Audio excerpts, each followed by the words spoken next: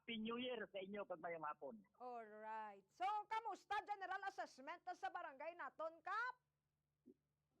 Actually no sa during sa celebration sa nga bagong tuig nato na generally peaceful sa pag-assess ko sa barangay GPS no.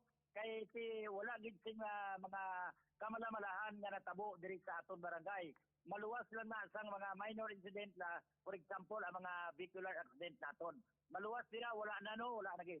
Okay. Sa nagligad sa pagpadulong ni Bombo Charles sa imo nga AOR, Kap, ning mga nagapinalupok ka boga, Kap, nagpinalupok pa bala? So, sa tong pag-celebrar naton sa nga bagong tuig, daw wala nagawa kay before celebration sa naton bagong tuig, nag-saturate din kami.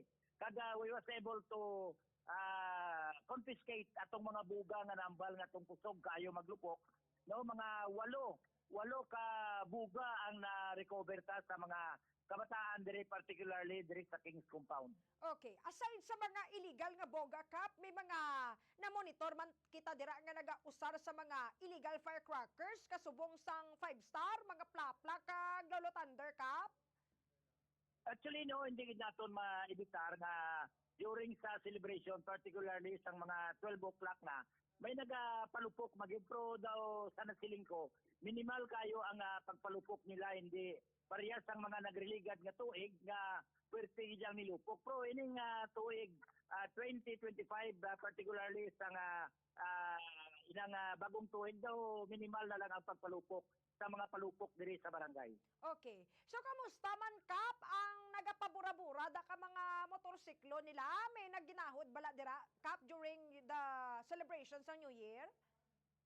May ara man nga bura-bura, may ara man gani kita na-apprehend nga isa ka motor pero na-apprehend ta ni siya kagahon na no na lipat sa siguro nga diri siya nagapa revolusyon sang iyang kuan nga motor diri sa tubangan sang barangay. So na-confiscate naman ang iyang motor and then gin-report ta sa kuan, gin-report ta sa iya ginikanan. Ang ginikanan niya amo ang nagdisiplina sa iya kag ang motor sang uli hindi tagid pag i-release nga hindi makuha atong tambutso nga gibutang nila.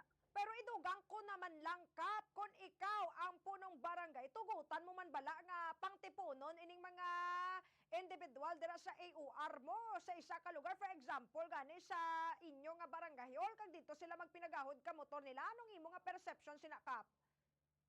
So daw hindi maayong kuan kay ko na kuya hindi ko na iya pahanugutan. What for?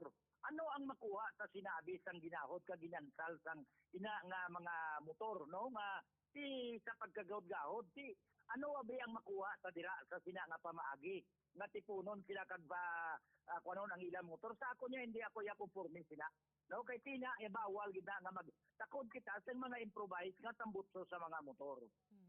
But sa lingon, Kap, automatically kung may makitaan ka mo takpon dayon kag i-confiscate sa inyo nga barangay?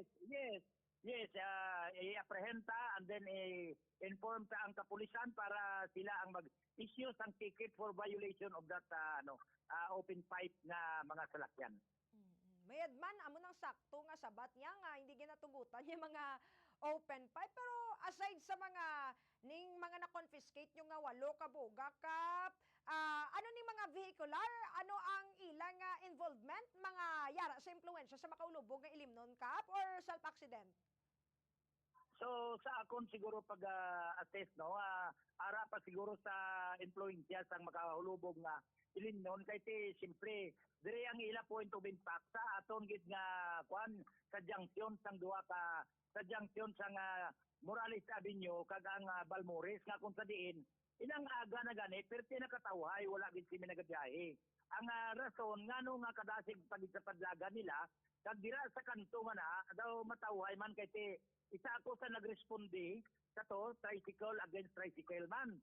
So, matawhay ang dalanon. O galing kay madasigid ang papadalaga nila nga. Duha wala sing may minor sang ilang salakyan nga bisan ara na sa kanto sang Balmores kag Morales Avenue. Alright.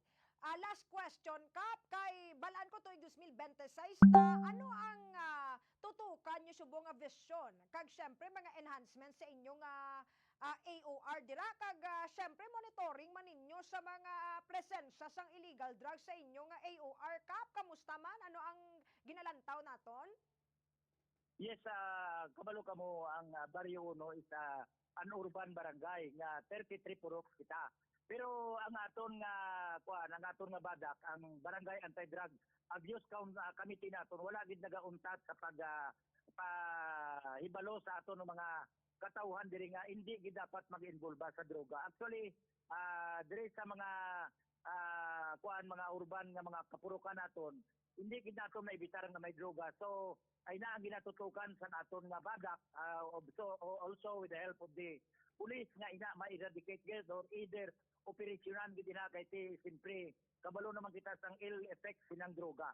So ining 2026 now, pagatutukan gid ng droga kagang peace and order sang aton nga barangay, and then improvement sang aton nga mga dalanon, kanal, kaga iban pa nga mga priority projects naton dire sa baryo sa barangay Gitawid. Alright. Damo gid nga salamat Kap kag Happy New Year kag good luck para sa